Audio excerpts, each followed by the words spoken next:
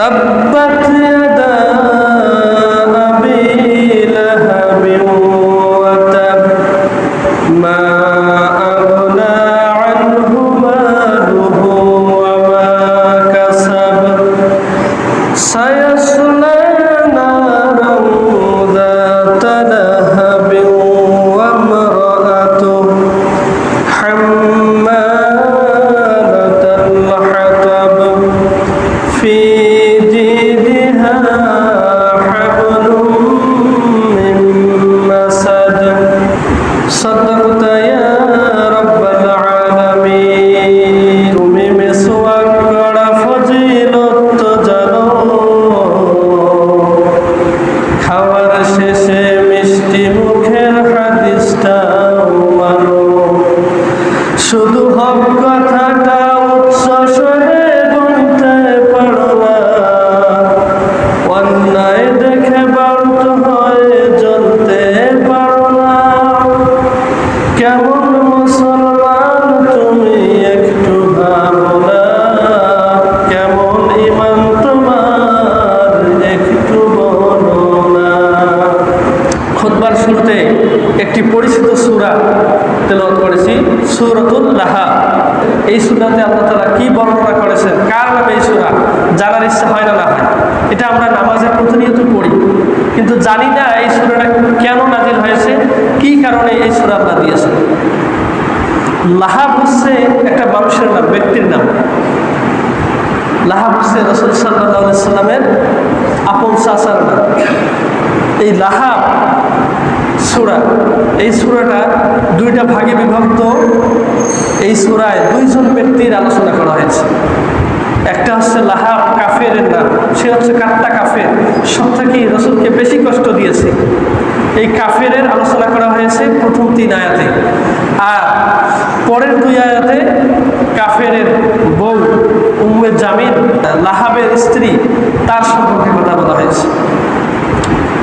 তো এই সূরাটি কথা বলা হয়েছে মূলত অভিশপ্ত দুইজন ব্যক্তিকে নিয়ে, যাদেরকে আল্লাহ রাব্বুল আলামিন সরাসরি দুনিয়াতেই বরদোয়া করেছেন। জোরে বলি নাউজুবিল্লাহ। সম্মানিত মুআজ্জাজ হাজিরিন, আল্লাহ রাব্বুল আলামিন সূরাতুল লাহাব কেন নাযিল করেছেন? রাসূল সাল্লাল্লাহু আলাইহি ওয়াসাল্লাম কুরাইশদেরকে একত্রিত করার পরে বললেন, হে কুরাইশবাসীরা, যদি আমি বলি যে পাহাড়ের অপর পাশে শত্রুরা তোমাদেরকে ঘায়েল করার জন্য, আঘাত করার জন্য তারা ওত পেতে রয়েছে, তারা পাহাড়ের অপর দিকে রয়েছে, তোমরা কি এই কথা বিশ্বাস করবে নাকি? কুরাইশ বংশের প্রত্যেকটা ব্যক্তি রাসূল সাল্লাল্লাহু আলাইহি ওয়াসাল্লামকে ডাক দিয়ে বললেন যে, হে মুহাম্মদ, তুমি তো হচ্ছ আল আমিন, আস-সাদিক, আমরা সকলেই তোমাকে বিশ্বাস করি, তুমি যা বলবে তাই বিশ্বাস করব, অতএব তোমার এই কথাটা আমরা অবশ্যই বিশ্বাস করি।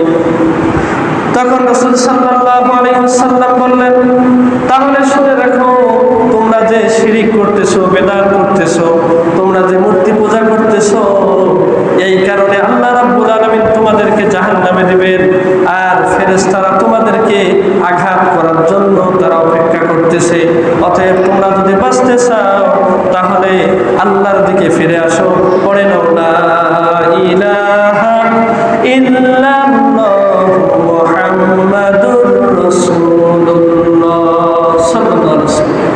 রাসূল সাল্লাল্লাহু আলাইহি ওয়াসাল্লাম বলতেছেন যে, আমি যদি বলি যে পাহাড়ের অপর পাশে একদল শত্রু রয়েছে তোমাদেরকে আঘাত করার জন্য, এই কথা যদি তোমরা বিশ্বাস করো, তাহলে তোমরা শুনে নাও, তোমরা যে শিরকপূর্ণ ইবাদতগুলো করতেছো, তোমরা যে বিদআতগুলো করতেছো, তোমরা যে মূর্তি পূজা করতেছো, এগুলো একটা অপরাধ, আর এই অপরাধের কারণে ফেরেশতারা তারা অপেক্ষা করতেছে তোমাদেরকে আঘাত করার জন্য।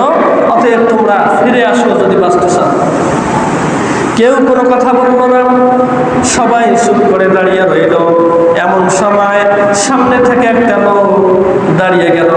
দাঁড়িয়ে যাওয়ার পর বলল, হে মুহাম্মদ, তুমি কি এই কথাটা বলার জন্য আমাদেরকে একত্রিত করেছো?